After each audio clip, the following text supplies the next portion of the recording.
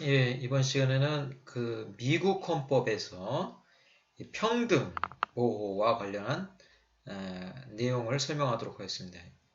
이 평등 보호, 우리나라의 평등권과 같은 건데, 이 평등 보호에 사용되는 그 사법심사 기준에 대해서 오늘은 살펴보도록 할 것입니다. 그 미국 문헌들을 많이 보면 이런 말들이 참 많이 나와요. 미국 헌법의 기초자들은, 아버지들은, 뭐 이런 말들이 나옵니다.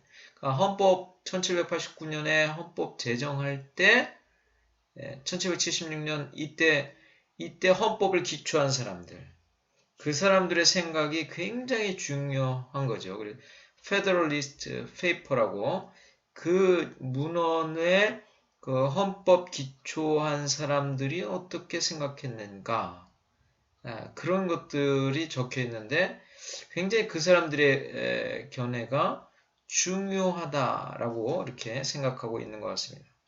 미국 헌법의 기초자들, 헌법의 아버지들은 이런 생각을 했어요. 강력한 중앙 집권적인 정부는 어떻게 됩니까? 그 국민의 권리를 침해할 수 있다. 그러니까 강력한 중앙 집권적인 정부의 권한을 제한함으로써 그 시민, 개인의 자유가 보장될 수 있다라는 것을 아주 강력하게 주장했습니다.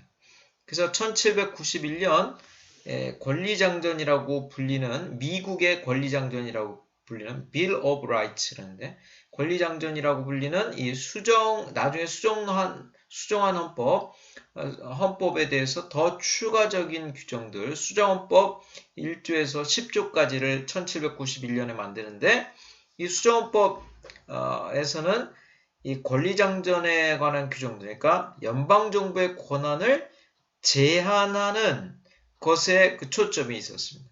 그래서 각 주들은 자신들의 주 헌법을 통해서 주민의 자유, 자기 주의 시민들의 자유를 제한할 수가 있었습니다. 그래서 1868년에는 수정법 제14조를 제정하는데, 이 14조는 뭐냐?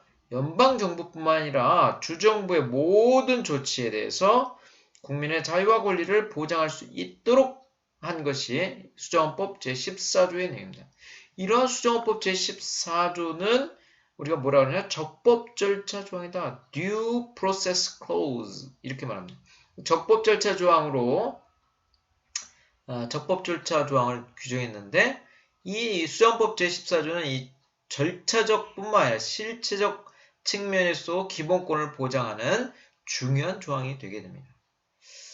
그런데 이 수정헌법 제14조의 평등보호 규정은 주정부의 행위에 관한 규정이고, 연방정부의 행위에 대해서는 적용할 수 없도록 해놓은 것이었습니다.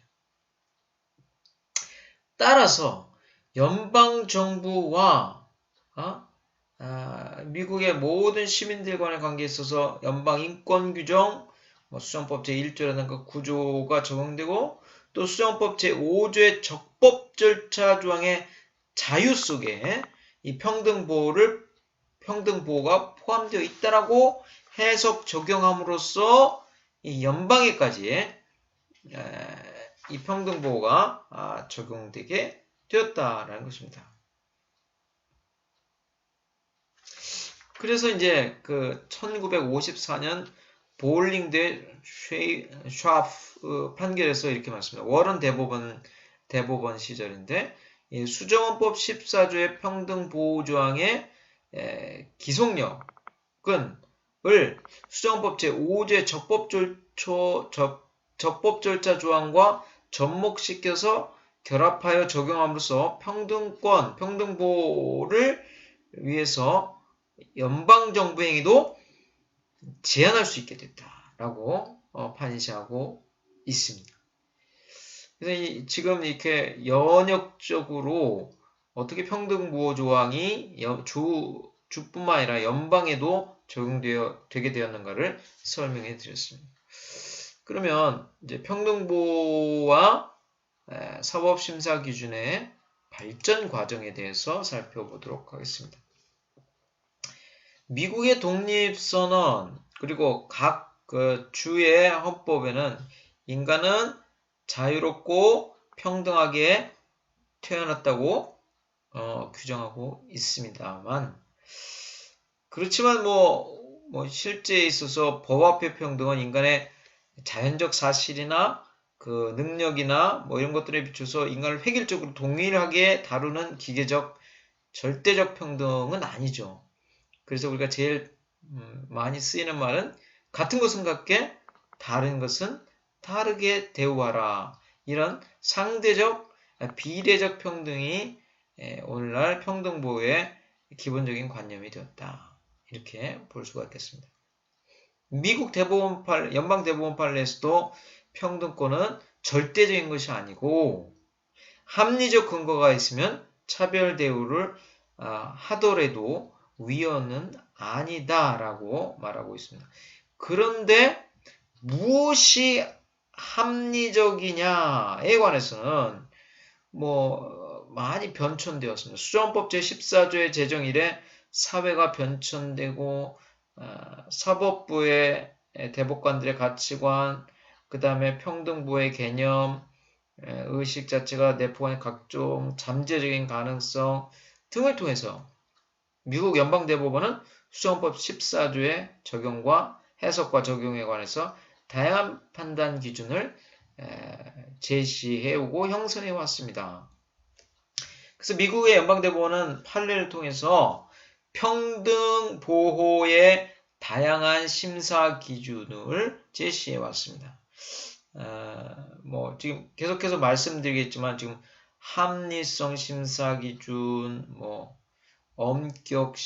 이중 심사 기준, 엄격 심사 기준, 그 다음에 중간 심사 기준 이런 것들을 계속 발전시켰다는 거죠. 예. 그러면 이제 두 번째로 이 사법 심사 기준의 발전 과정을 살펴보겠습니다. 미국 수정헌법 제14조의 평등보호 조항 제정 당시에는요, 미국 북부 지역에서는 흑인 공포에 대한 그런 두려움이 굉장히 만연해 있었고요. 공화당은 노예 폐지 사상을 가지고 노예 폐지의 생각을 가지고 수정법 제14조를 제정한 사람들은 이 조항을 해방된 노예들의 정치적, 사회적 평등의 헌장을 의도한 것이 아니라 1866년 민권법이 보호한 권리를 헌법화하려고 한 것이었다. 이렇게 문헌에 보니까 나와 있습니다. 그러니까 미국 헌법 기초자들은, 미국 헌법 아버지들은 어떻게 생각했습니까? 수정헌법 제14조가 채택된 지 5년 후에 제기된 슬로터하우스 사건에서 이 사건에서 이제 미국 연방 대법원은 어떻게 말했냐? 평등 보호 조항은 불공정한 차별로부터 흑인을 보호하기 위하여 적용된다라고 처음으로 판시했던 것입니다. 불공정한 차별로부터 흑인을 보호하기 위해서 적용한다 라고 판시를 했던 겁니다. 그러니까 획기적인 것이었습니다. 예, 굉장히 획기적인 것입니다. 스트로더 사건에서는 또 뭐라고 했냐? 흑인이 이건 1880년 사건인데 흑인이 배심원이 될 자격을 부정하는 주법에 대해서 평등보호조항에 근거해서 무효로 판시했습니다. 흑인은 그때 당시에 인간으로 사람으로 보지 않았는데 어떻게 된 겁니까? 그때 당시에 이 연방 대법원이 흑인이 배심원이 될 자격을 부정하고 있는, 금지하고 있는 주법을 평등보호조항에 의해서, 평등하지 않다, 평등보호조항에 의해서 위헌 결정을 내렸다는 거예요. 이런 평등보호조항에 의해서 보호되는 권리의 범위가 점차 확대되었습니다. 그래서 산타 클라라 사건에서는 이거는 1886년 사건인데 경제적인 문제의 확대를 하기 시작하고 윅워 사건에서는 법 앞의 평등은 평등한 법의 보호를 의미한다. 이렇게 판시하기도 했습니다. 또 브라운 사건에서는 법 앞의 평등을 평등 보호장을 본격적으로 확대한 사건은 브라운 사건이다. 이렇게 볼 수가 있습니다. 그러다가 이제 워런 대법원 시대에는 워런 대법원 시대 이전에는 때문에 지금 구평등 보호라고 해서 일반적으로 연방대법원이 사법적 관여를 최소한으로 하는 이러한 형태를 띄었습니다. 이것을 우리가 뭐라면 사법자제론 또는 사법소극주의라고 합니다. 그러니까 연방대법원은 이런 방법을 썼어요. 차별수단과 입법 목적과 차별수단 사이에 엄격한 적합성이라든가 목적 수단의 완전한 일치를 요구하지 않고 다만 차별이 합리적이었느냐에 초점을 뒀습니다. 이것을 우리가 합리성 심사기준이라고 그러는데 이런 합리성 심사기준이 워런 대법원 이전에는 지배적이었다. 그냥 합리적 근거만 있으면 차별이 정당화됐다. 이렇게 볼 수가 있습니다. 그런데 워런 대법원 시대부터는 연방대법원은 이중 기준에 의한 심사 기준을 사용했다. 그러니까 사회적, 경제적 영역에 있어서의 차별 문제에 대해서는 전통적인 합리성 심사 기준을 사용하고 그 다음에 만약 그 법률이 위헌에 의심이 가는 기준에 의한 의도적 차별을 하거나 기본적 권리에 관한 권익에 관한 과도하게 가하는 경우에는 어떤 것입니까? 엄격 심사를 하는 이런 이중 기준을 사용했다. 이게 워런 대법원 시대부터의 신평등 보호라고 합니다. 조금 더 지나가서 버거 대법원에 이르러서는 1976년 크레이그 더 보렌 사건에서 이렇게 말했습니다. 실질적 관계 심사 기준을 만회해서 구평등보호에 대한 판단 기준보다는 좀 더 강화되어 있지만 신평등보호 시대의 엄격성보다는 조금 완화된 기준을 제시했습니다. 크레이그 대 보렌 사건에서 다수 의견은 성에 의한 차별은 중요한 정부의 목적을 위한 것이어야 하며 그 목적의 달성과 실질적인 관련성이 있어야 된다. 이렇게 말했습니다. 그러니까 그 기준은 목적과 수단 간의 중간적인 관계여야 된다. 이것이 그 엄격한 심사를 통과하기 위해서는 목적이 절실해야 하지만 또 합리성 심사에서 합리적이기만 하면 되지만 이 중간 심사에서는 중요한 목적이 있으면 된다. 이렇게 절충을 띈 것입니다. 수단에 있어서도 엄격 심사에서는 목적과 수단이 필수적이어야 되고 합리성 심사에서는 목적과 수단이 합리적인 관련성이 있으면 되고 그렇지만 이제 중간 심사에서는 실질적 관련성이 있어야 된다. 이렇게 말했습니다. 이러한 이 목적의 중요성, 수단의 실질적 관련성을 요구하는 평등 심사 기준을 이른바 중간 심사, 엄격한 합리성 심사, 이렇게 말하기도 합니다. 하여튼, 그러니까 처음에는 합리성 심사 기준, 그 다음에 이중 심사 기준, 이중 심사 기준에서 또 중간 심사 기준으로 발전해 왔다.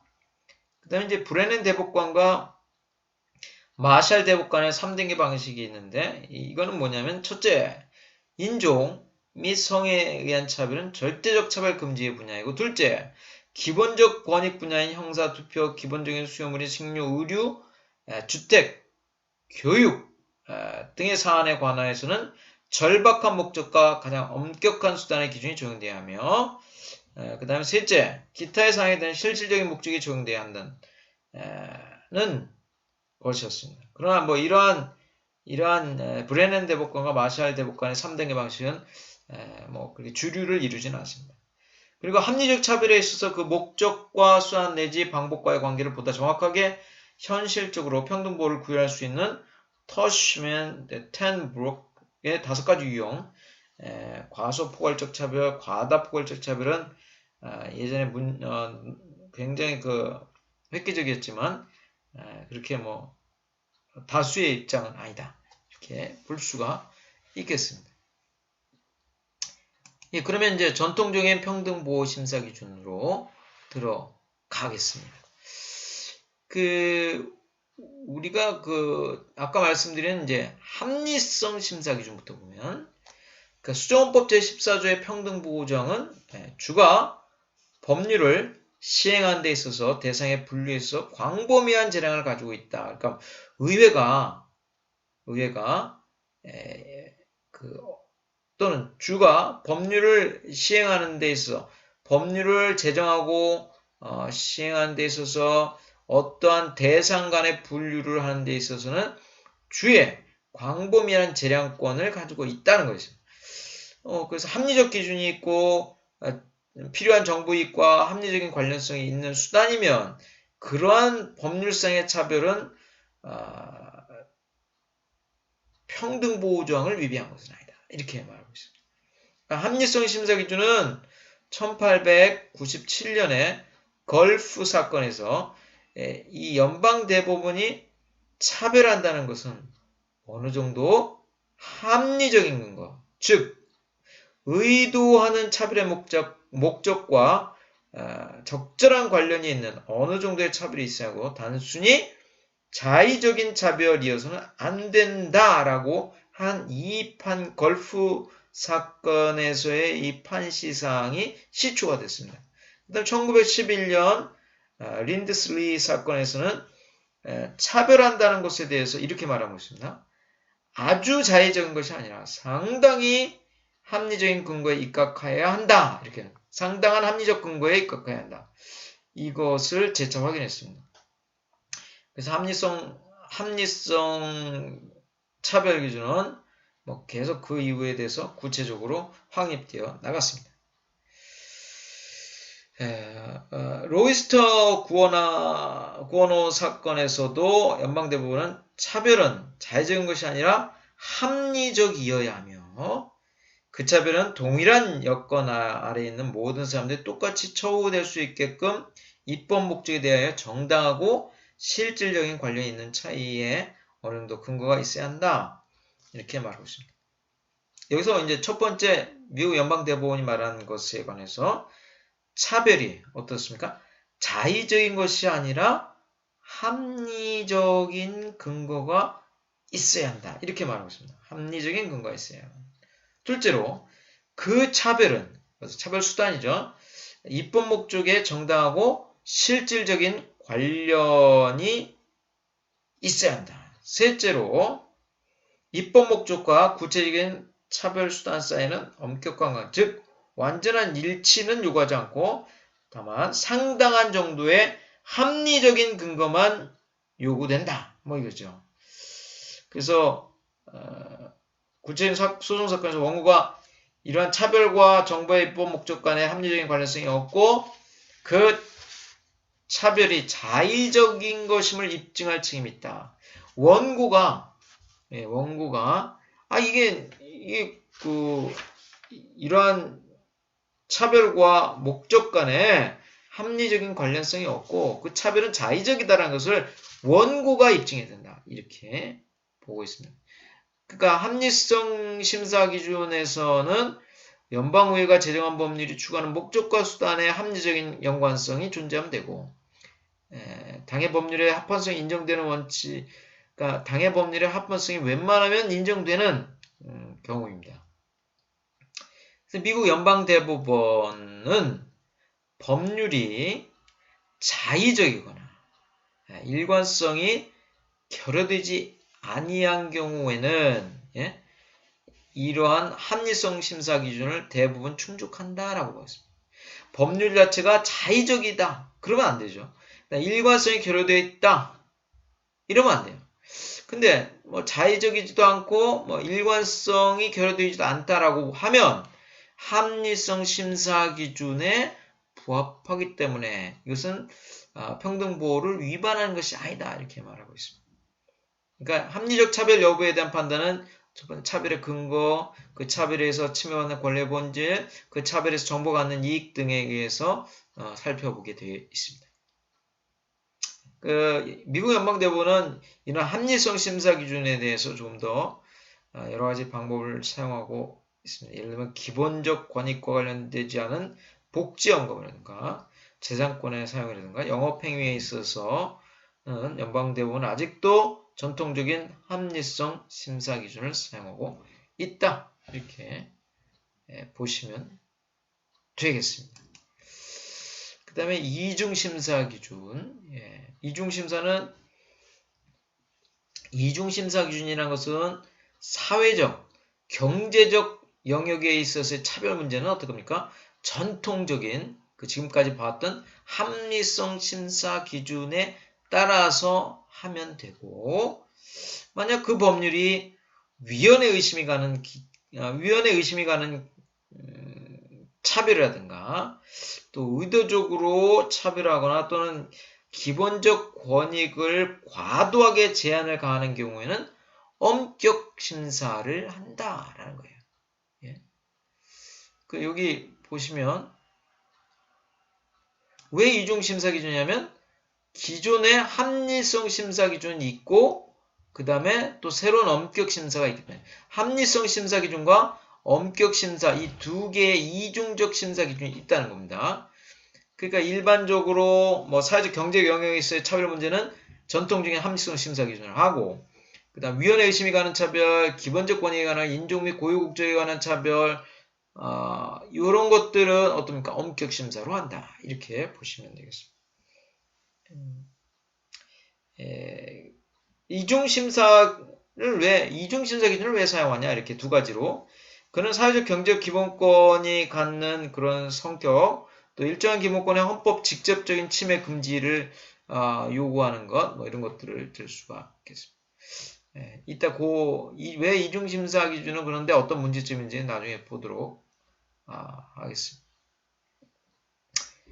엄격 심사, 영어로 하면 strict scrutiny 이렇게 말합니다. 그러니까 위헌에 의심이 가는 차별 먼저 하겠습니다. 먼저 이제 엄격 심사에 관해서는 어떤 차별이 기본적 권익에 영향을 주거나 위헌에 의심이 가는 차별에 해당한다면 그 입법 목적과 차별 수단 간의 합리적인 관련성만 있으면 되는 것이 아니라 차별 수단이 절박한 정부 이익을 달성하기 위한 목적에 반드시 필요한 경우이어야 한다. 그러니까 절박한 정부 이익을 달성하기 위해서 필요한 경우여야 된다. 이게 이제 핵심이죠. 그래서 엄격 심사는 위헌에 의심이 가는 차별이라든가 좀 기본적 권익, fundamental right라고 하죠. 이 기본적 권익에 해당하는 사항이 있으면 이런 엄격 심사 기준을 적용한다. 이렇게 보고 있습니다. 엄격 심사 기준을 적용하되면 그 차별이 정부의 compelling interest인데 정부의 절박한 이익을 위한 것이라는 입증 책임은 정부가 지게 됩니다. 입증 책임이 아까부터 합리성 심사 기준에서 반대죠. 이게 절박한 정부의 이익이 있다라는 것을 정부가 입증해야 돼요. 그래서 일반적인 합헌성 추정은 여기에 적용되지 않는다라는 것입니다. 그러면 여기 그 위헌에 의심이 가는 차별 suspect classification 이렇게 합니다. suspect classification 이건 위헌에 의심이 가는 차별은 어떤 특성에 의해서 예를 들면 인종이라든가 혈통이라든가 원래 국적이라든가 재산 등을 이유로 차별하는 입법. 그 입법에 대해서는 일단 위헌에 의심이 가는 차별이다. 어떤 특성을 가지고 인종이 남미 인종이다. 아시아 인종이다. 이것을 가지고 차별하는 입법에 대해서는 일단 위헌에 의심이 가는 차별이라고 보는 거죠. 이 위헌에 의심이 가는 차별 기준은 1944년 고레마추 사건에서 연방대법원의 블랙 대법관이 이렇게 말했습니다. 한 인종의 시민적 권리를 박탈한 모든 입법적 제한은 그 자체가 위헌에 의심이 가는 것이며 그러한 차별이 인종적인 적대감에서가 아니라 불가피한 공공필요에 따른 것인가에 대한 결정은 가장 엄격한 심사에 의해서 이루어져야 한다라는 주장에서 비롯되었습니다. 고레마추 판결에서 인종차별에 따른 조치, 즉 격리수용을 전시의 중요한 목적 달성을 위해 불가피한 차별이라고 해서 그 차별을 인정했으며 한 인종의 시민적 권리를 박탈한 인종차별 자체는 외견상 바로 위헌이라고 의심할 만한 차별로 보았습니다. 그래서 인종차별을 용인하는 것은 가장 엄격한 심사 기준에 의해서 판단돼야 된다. 인종차별은 외견상 일단 위헌이라고 의심할 만한 차별을 볼 수 있다. 위헌에 의심이 가는 차별이다. 이렇게 보는 거죠. 두 번째, 이제 기본적 권익입니다. Fundamental Right. 이 기본적 권익에는 이제 헌법상 명시적으로 보장되어 있는 기본권과 헌법상 특별한 보호를 규정하고 있는 권익입니다. 그러니까 헌법에서 명시적으로 이거는 중요한 기본권이다 이렇게 말하고 있는 거예요. 규정하고 있는 것 또는 헌법에서 특별한 보호를 규정하고 있는 권익 이렇게 말하고 있습니다. 특정 법률이 개인의 평등권을 제한 또는 침해하고 있는지 여부에 대한 판단 기준에 관해서 연방대법원은 법률에 의하여 차별 대우를 받고 있는 개인이 어느 집단에 속하였는지 여부, 어느 그룹에 속하였는지 여부, 또 법률에 의하여 차별적으로 적용되는 기본권이 기본적 권익, Fundamental Right에 해당되는지 여부에 따라 달라진다 이렇게 말하고 있습니다. 즉 정부의 법률 또는 정책이 개인의 기본권이 기본적 권익에 대해 차별 대우를 하는 경우에는 엄격 심사가 적용되지만 비기본적 권익, Non-Fundamental Rights에 대해서는 합리성 심사 기준이 적용된다. 이렇게 말하고 있습니다. 이러한 기본적 권익에 대한 차별의 방법으로는 기본권 향유 능력에 차별을 두는 입법과 사람에 따라 권리 행사와 향유 정도의 차이를 두는 입법이 있는데 첫 번째 이제 기본권 향유 능력에 차별을 두는 입법에 대해서는 그런 기본적인 인권은 자유, 재산 또는 복지 혜택권, 주관 통행권 같은 권익이 있으며 그 다음에 사람에 따라 권리 행사와 향유 정도의 차이를 두는 입법은 예를 들면 투표권이라든가 형사사건의 항소권, 프라이버시, 내면의 개인의 선택권 이런 것들이 있겠죠. 그러니까 이러한 기본적 권익에는 일반적으로 이제 미국 연방대법원에서 판시하고 있는 것은 기본적 권익에 뭐가 있는가? 선거권이라든가 형사재판상의 권리라든가 거주 이전의 자유라든가 프라이버시권이라든가 복지수당 받을 권리, 의료보호를 받을 권, 혼인할 권리, 정책 결사의 자유 등은 기본적 권익에 해당한다. 선거권, 형사재판상 권리, 거주 이전의 프라이버시, 복지수당을 받을 권리, 혼인할 권리, 정책 결사의 자유도 이런 것들이 있다. 이렇게 기억하시면 좋겠습니다. 인종 및 고유국적에 대한 차별로 가겠습니다. 인종이나 고유국적, 원래 할아버지, 고조할아버지, 증조할아버지 이런 원래 자기네 국적 이런 것들이죠. 이에 의한 차별입법은 합헌받을 수 있는 가능성이 거의 없어요. 이러한 입법은 인종과 고유국적에 대해서 차별하는 것은 일단 악의적인 것으로 추정하고 상당한 엄격한 입증 책임을 정부에 주고 있습니다. 그래서 엄격 심사를 적용을 받는데 첫 번째 인종분리입니다. 인종분리라는 것은 racial segregation인데 이 특정의 소수인종을 고의로 분리차별하는 법률 이건 평등보호 위반으로 위헌이 된다 이렇게 보고 있습니다. 미국 연방대법원 판례에서 국공립학교에서 특정 인종에게만 입학을 허용하거나 뭐 어떤 옛날에 뭐 백인에게만 입학을 허용하거나 또는 흑인에게 입학을 허용하지 아니하는 것은 평등보호 위반이다. 이렇게 국공립학교입니다. 국공립학교. 사립학교는 또 뭐 다를 수 있죠. 또한 이혼한 백인 생모에게 어린아이 양육권을 부여할 것인지 여부를 결정하는 경우에 당해 생모의 재혼 여부, 재혼 상대방의 인종을 고려하는 것은 평등보호 위반이다. 그러니까 이 생모가 다른 인종, 흑인하고 결혼했다. 흑인하고 결혼했기 때문에 생모에게 양육권을 부여할 수 없다. 뭐 이런 입법은 평등보호 위반이다. 그리고 표면상으로도 차별적인 주의 인종상호 간의 결혼 금지 법률. 이것은 평등보호를 위반한 것이다. 이러한 경우에 차별을 정당화시킬 만한 절박한 이익이 없다면, 정부에 절박한 이익이 없다면 이것은 그러한 차별은 위헌이 되겠습니다. 그 다음 두 번째, 소수인종의 우대입니다. 소수인종의 우대.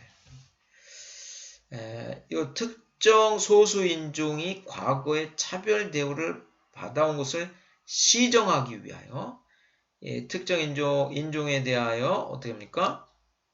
우대하는 법률을 제정한 경우 이러한 법률 엄격 심사 기준을 충족시켜야 합니다. 미국 연방대법원 판례에서 예를 들면 대학에서 학생들의 다양성 확보를 위해서 입학 허가 시 인종이나 민족을 고려하는 것은 백인에게 지나치게 편중된 학생 비율을 바로잡고자 하는 것이므로 평등권 침해가 아니다라고 합니다. 그러나 정부가 건설공사를 발주하는 경우 특정 소수인종이 경영하는 건설회사의 전체 공사의 일정 부분을 발주하도록 하는 정책은 특정 소수인종에 대한 과거의 차별 우대를 취하고자 하는 정부의 목적 달성에 절실히 필요한 것이 아니므로 위헌이다. 과거의 차별 대우를 치유하고자 하는 이런 목적 달성이 필요한 건 아니다. 절실히 필요한 것은 아니다. 그래서 위헌이다. 이렇게 말했습니다. 그러니까 소수인종 우대에 대해서는 약간 서로 다른 면이 있습니다. 고유국적에 대해서 보겠습니다. 이 고유국적은요, 지금 현재는 미국 국적을 갖고 있어요. 자기뿐만 아니라 자기 뭐 가족들이 다. 그런데 원래 자기의 선조가 원래 외국인 사람들이 많죠. 뭐 남미 쪽도 많고 아시아 사람들도 많고 뭐 많은데 이런 선조가 외국이었다는 것을 이유로 연방 의회에서 이러니까 다른 미국인과 그러니까 원래 미국인이었던 사람과 차별 대우를 하는 것은 엄격 심사를 받는다. 그러니까 미국 연방대법원 판례에서 조상이 멕시코인이기 때문에 배심원 자격을 부여하지 않는 것은 위헌이다. 이렇게 1954년 판결에서 그랬습니다.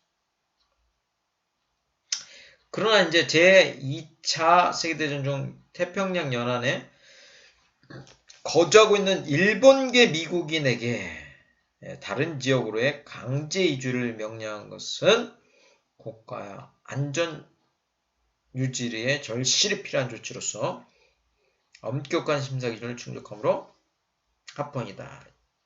이거는 아주 전시 상황이기 때문에 뭐 어쩔 수 없었던 것 같습니다.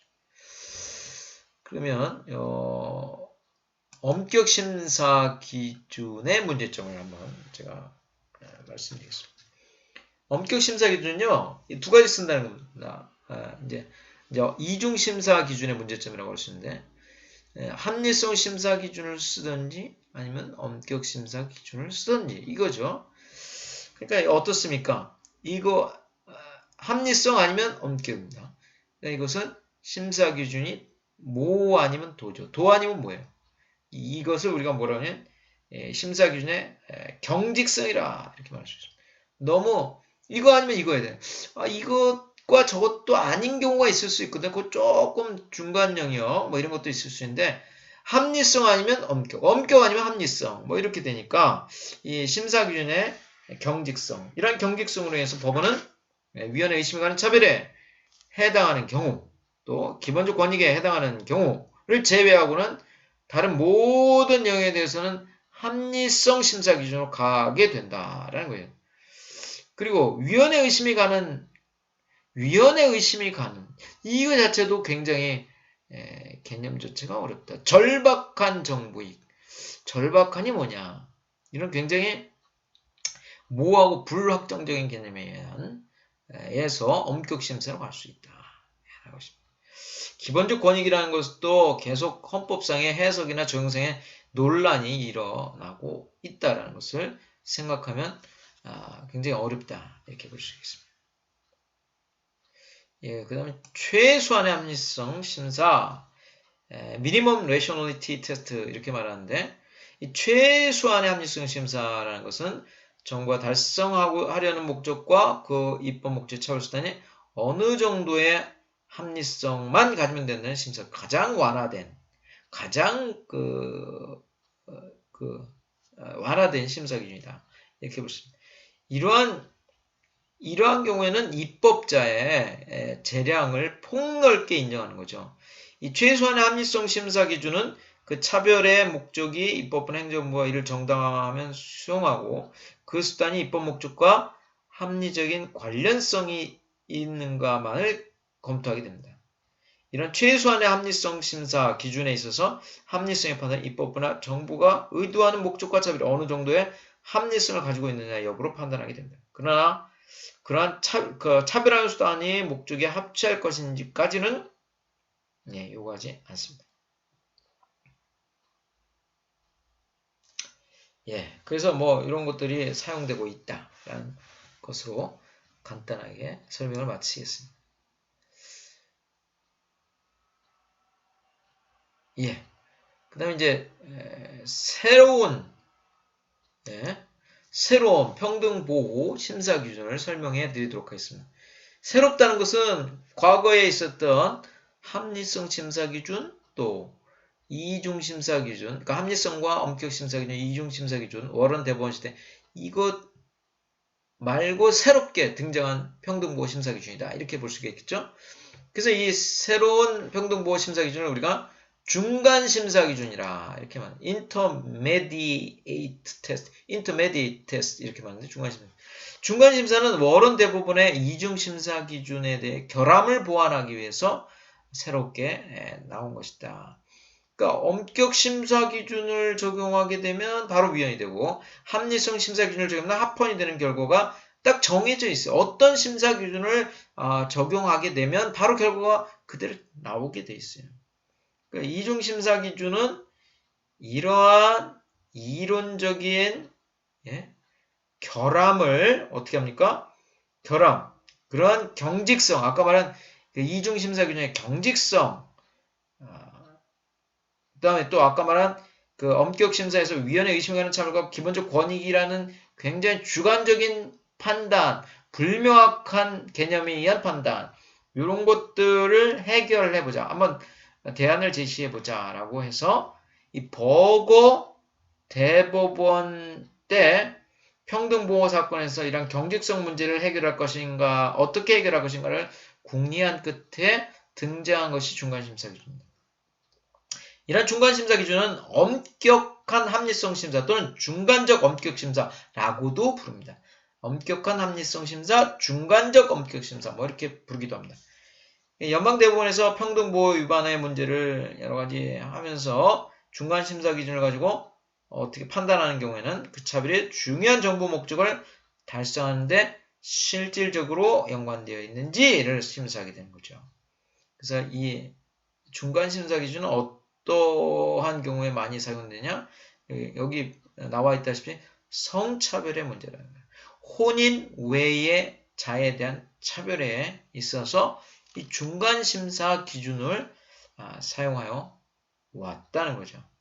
이 중간심사 기준은 1976 크레이그 보렌 사건에서 정립된 것입니다. 그래서 워런 대법원 시대의 심사 기준보다 좀 더 완화된 기준이 되고 있습니다. 엄격 심사 기준보다는 더 완화된 심사 기준입니다. 이 사건에서 이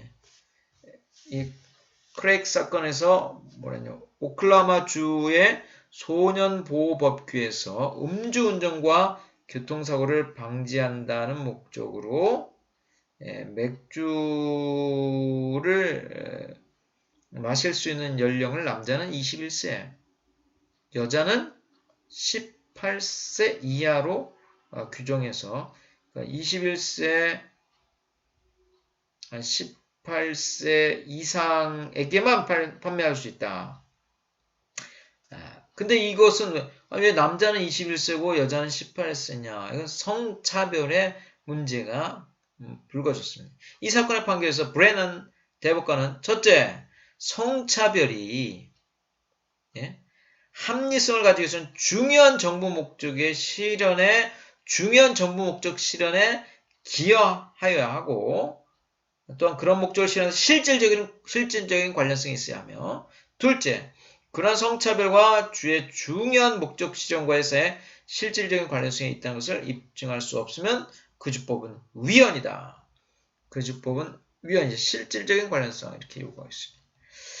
그래서 이 중간심사 기준은 입법 목적의 중요성, 또 목적과 차별수단 간의 실질적 적합성 이런 것들을 요구하고 있다.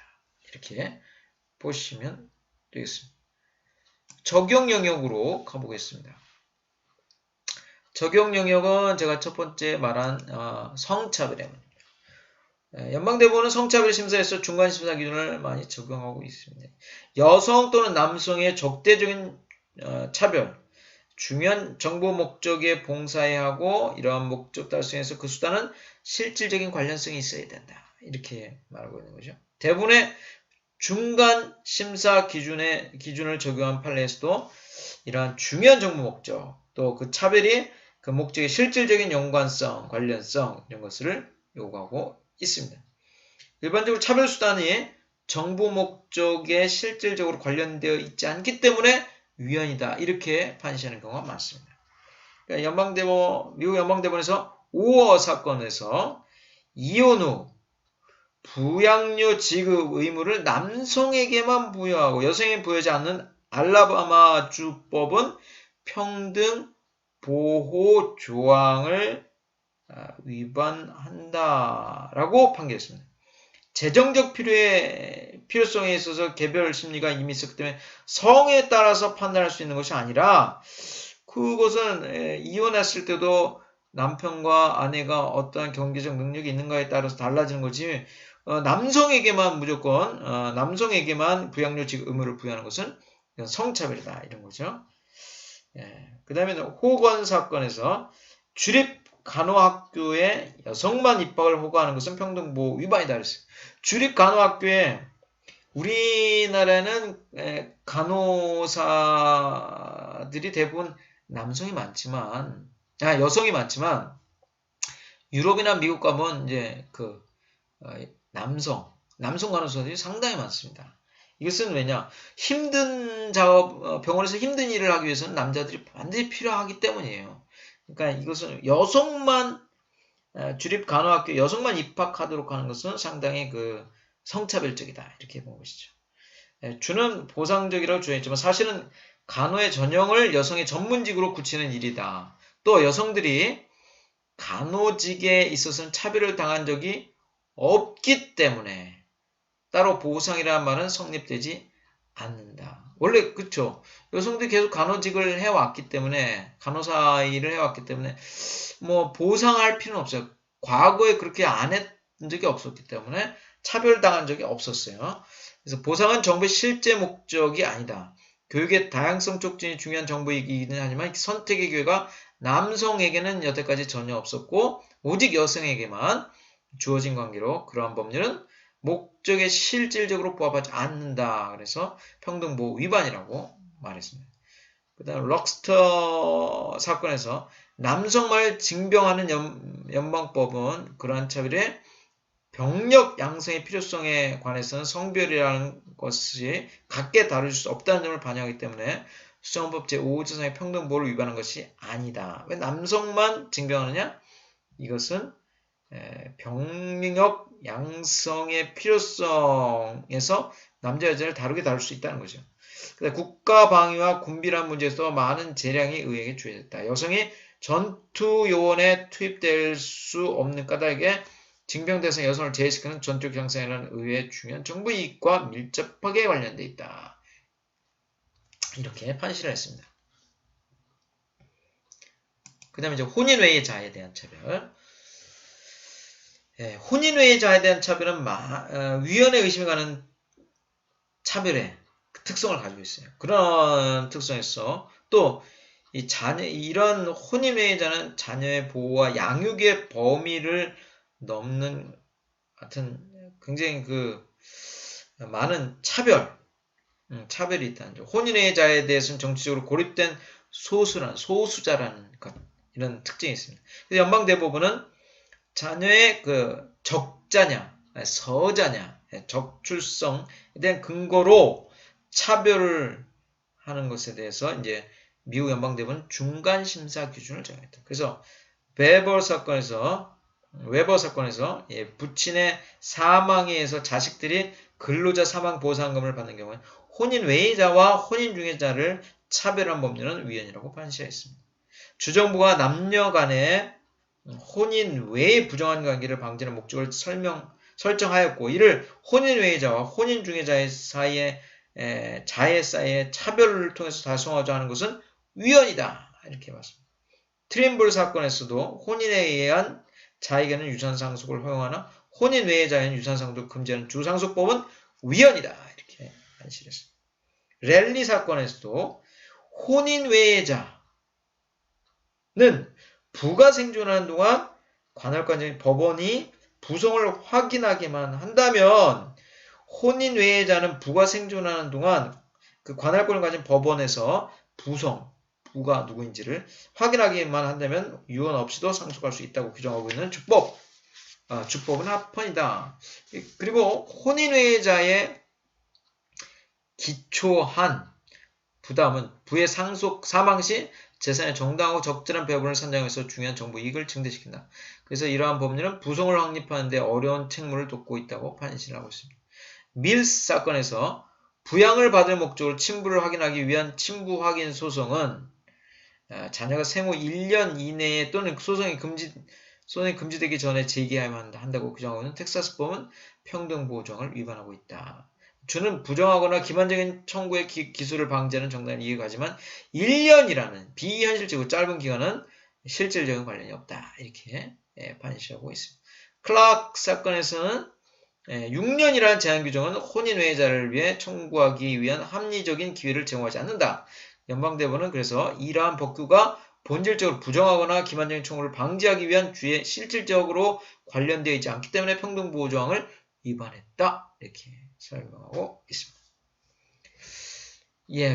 중간심사 기준의 문제점을 제가 설명하면 중간심사 기준 아주 훌륭해요. 이중심사 기준의 경직성 이런 것으로 해서 새롭게 등장했는데 문제는 이제 성에 근거한 적극적 평등실현 조치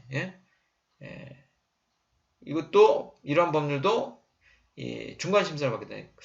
그에 반해서 인종에 근거한 적극적 평등 실현 조치의 법률은 엄격 심사를 받는단 말이죠. 그러니까 이 성에 의해서는 중간 심사, 인종에 의해서 적극적 평등 실현 조치 법률은 엄격 심사. 그러니까 소수 인종에게 유리한 법률보다는 남성이나 여성에게 유리한 법률을 제정해 더 쉽게 된다. 그러면 이 성과 인종의 그 큰 차이를 유발하게 된다. 이렇게 볼 수가 있겠습니다. 점점 미국의 이 평등보호 심사 기준을 살펴보다 보니까 이제는 그 사법 소극주의로 평등보호하는 사법 소극주의로 있다가 점점 사법 적극주의로 가서 이중심사기준 또 새로운 평등보호심사기준 중간심사기준까지 등장하게 되었다는 것을 우리가 알게 됐습니다. 여기까지 시청해 주셔서 감사합니다.